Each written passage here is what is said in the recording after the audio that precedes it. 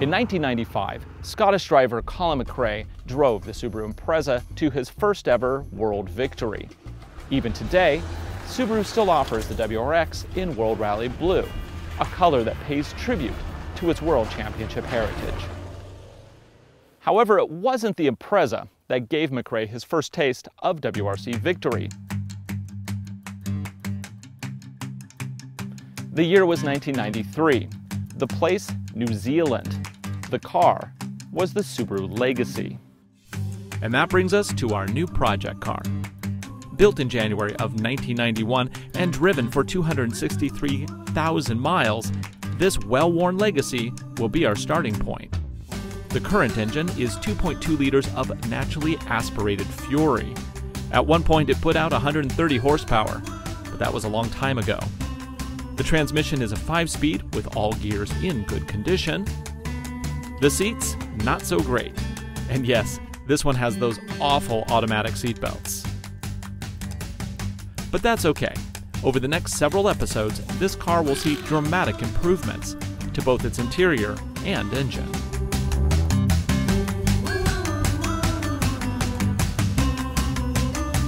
Along this journey, we'll also meet up with other Subaru enthusiasts and learn about the cars that drive their passion.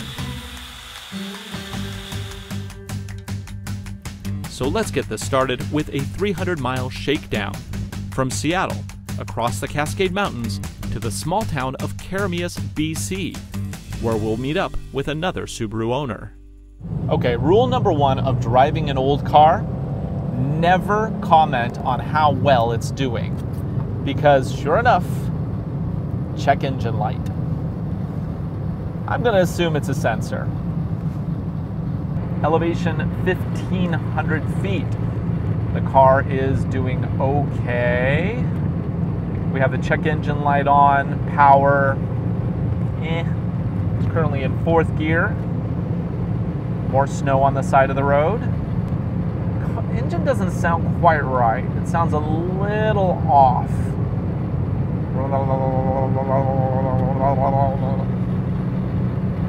It's trying a little hard. Let's go up into 5th. See if it can possibly do this in 5th. Oh yeah, we're doing 60 in 5th. Up a fairly steep grade for a highway. It's maintaining. One time in my life, I owned a 1.8 liter Impreza with the all-wheel drive system. That car was simply awful. Trying to go up a hill like this, it was a constant battle between 3rd and 4th, 3rd and 4th, 3rd and 4th. 3rd didn't have enough leg, 4th didn't have enough power. It was sad. Already, this car is kicking that 1.8. Already snow in the trees. Looks like we have about another 1,000 feet before we get to some significant snow. Already the sides of the roads are all snowied up. Wow, I'm still in 5th gear. Still holding on to 60. Nice. Still have a check engine light. You know, there's a reason why when you go to ski areas, the parking lot is full of old Subarus like this, because they're inexpensive, they're all-wheel drive, and frankly, they're bulletproof. And the last thing you want to have to do when you're going up to the mountains is walk home. So the Subaru Legacy here was really an interesting car when it came out, because this is the car that came out after the Loyale. If you remember the Loyale, that was the big square boxy wagon that had the tire up in the front. It was a very unconventional car. And then they came out with this Legacy, and this car was a whole new Subaru. Kind of like what we're seeing again now with the new WRX and the new Legacy. Whereas Subaru made the jump from cheap and cheerful back in the late 80s, early 90s. Now they're making the jump up to sophisticated and fast. They're almost making the jump to almost luxury. Not quite. It's kind of amazing to see these arcs in Subaru's history. This car is kind of You know, the Impreza gets all the attention, but I have to say, this is one of my favorite cars ever. I just love this car. It's funky. I mean, these seatbelts are ridiculous, but it's fairly light. It has a good all-wheel drive system. You can put pretty much any motor under that hood. You want to put in a 2-liter turbo out of a JDM STI? Do it. It'll fit. It's really a Swiss Army knife all-wheel drive off-road machine. And that's what's so cool about these. They have a ton of ground clearance. They're very comfortable. I mean, I would be hard-pressed to find a new car that is really that much more comfortable than this one. Oh, sure, you know, you can get a little bit better side bolstering and maybe a little less wind noise would actually be kind of nice. And of course, you end up with 20 speakers and 500 airbags.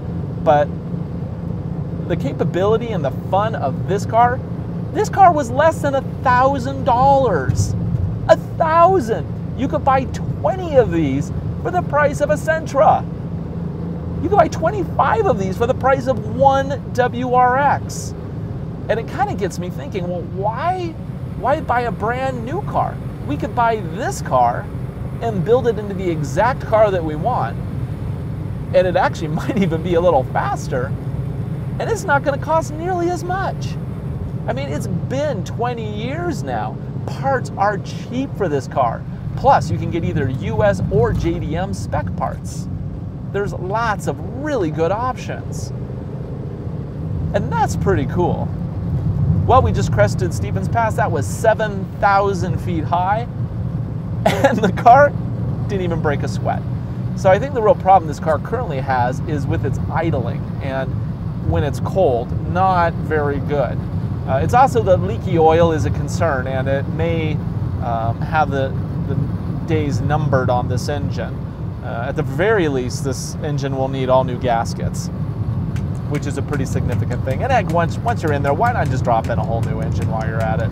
I mean, come on, this thing does have 263,000 miles. How long is that gonna last? I don't know, maybe a little longer? With the Cascades behind me, I passed through Wenatchee and crossed into Canada through Oroville, where I noticed something rather unusual about this old car. Okay, so this car is kind of special, apparently. When I was just cresting over Stevens Pass, the gas gauge was way off, and it had a check engine light. Well, we're now about 3 hours later. I'm approaching Okanagan Country, Canada, and the check engine light is no longer on, and the gas gauge is now reading what it should be reading.